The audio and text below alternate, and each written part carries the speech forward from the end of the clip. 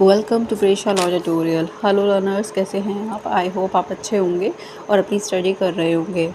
जैसे हमारे lecture series चल रही है legal ethics and court crafts पर। लास्ट में हमने सेक्शन 25 लॉ ऑफ प्रिस्क्रिप्शन और सेक्शन 27 जिसमें हमने एडवर्स पोजीशन के बारे में पढ़ा था, और आज हम सेक्शन 29 सेविंग क्लॉज के टॉपिक को कंप्लीट करेंगे। Section 29 saving clause limitation act 1963 का सेक्शन 29 सेविंग क्लॉज को रेफ़र करता है। यह इस बात से डील करता है कि लिमिटेशन एक्ट स्पेशल और लोकल लॉ पर कैसे अप्लाई होता है। जो लिमिटेशन एक्ट में प्रिस्क्राइब टाइम या प्रिस्क्राइब लिमिटेशन पीरियड से डिफरेंट लिमिटेशन पीरियड स्पेसिफाइड है। सेक्शन 29 ये इंश्योर करता है कि स्पेशल लॉ और लिमिटेशन एक्ट एक साथ रह सकते हैं, और लिमिटेशन एक्ट के एप्लीकेशन पर उन केसेस के लिए क्लैरिफाइड किया जाता है जहां कोई स्पेशल लॉ एग्जिस्ट करता है। नेक्स्ट आता है टेक्स्ट ऑफ सेक्शन 29।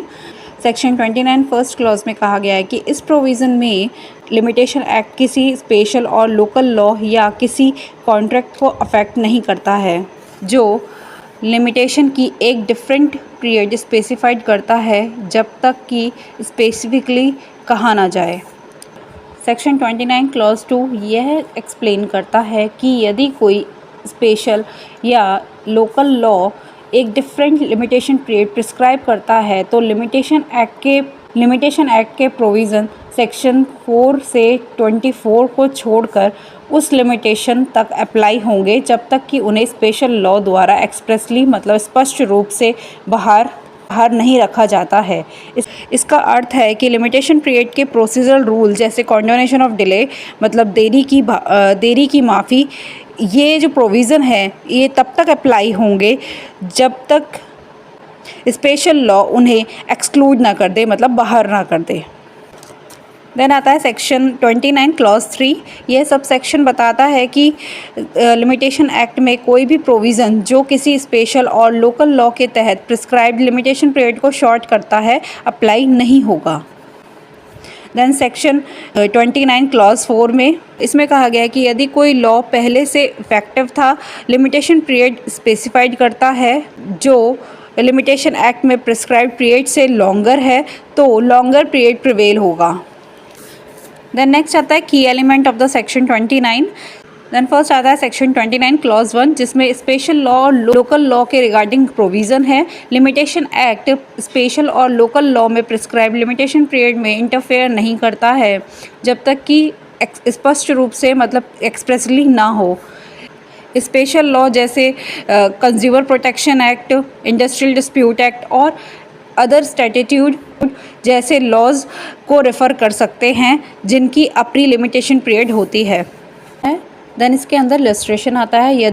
यदि कंज्यूमर प्रोटेक्शन एक्ट में कंज्यूमर डिस्प्यूट फाइल करने के लिए एक स्पेसिफिक लिमिटेशन पीरियड देता है तो वह पीरियड लिमिटेशन एक्ट में जर्नल पीरियड के इंस्टेड अप्लाई होगा। देन इसके अंदर इलस्ट्रेशन आता है कि यदि consumer protection act consumer dispute file करने के लिए एक स्पेसिफिक लिमिटेशन पीरियड देता है तो वह पीरियड लिमिटेशन एक्ट में जर्नल पीरियड के बजाय अप्लाई होगा। इसका मतलब ये है कि जो स्पेसिफिक पीरियड कंज्यूमर डिस्प्यूट के लिए दिया गया है कंज्यूमर एक्ट में, तो वो अप्लाई होगा इसके अंदर, ना कि जो लिमिटेशन एक्ट में जो जर्नल पीरियड दे रखा है उसके बजाय। नेक्स्ट आता है सेक्शन 29 क्लॉज 2 जिसमें हम application of limitation period to special और लोकल लॉ के बारे में बात करेंगे। और इसके अंदर आता है कि जब कोई स्पेशल लॉ और local law different limitation period prescribe करता है तो लिमिटेशन एक्ट के जर्नल प्रोविज़न जैसे लीगल डिसेबिलिटी के कारण एक्सटेंशन और सर्टेन केसेस में एक्सक्लूजन ऑफ टाइम, ये जो प्रोविज़न है जर्नल प्रोविज़न है, इसको हमने पढ़ा था प्रीवियस वीडियोस में।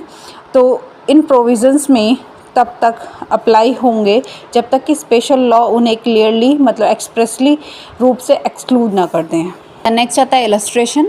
यदि कोई special law different limitation period को अलाउ करता है लेकिन लिमिटेशन एक्ट की सेक्शन 4 से सेक्शन 24 को एक्सक्लूड नहीं करता है तो कंडोनेशन ऑफ डिले मतलब देरी की माफ़ी सेक्शन 5 में जो आता है और लीगल डिसेबिलिटी सेक्शन 6 में जो आता है और अदर रिलेटेड प्रोविजंस अब भी अप्लाई हो सकते हैं। द नेक्स्ट आता है सेक्शन 29 क्लॉज 3, जिसमें कहा गया है कि no shortening of limitation period, limitation period को शॉर्ट नहीं किया जाएगा।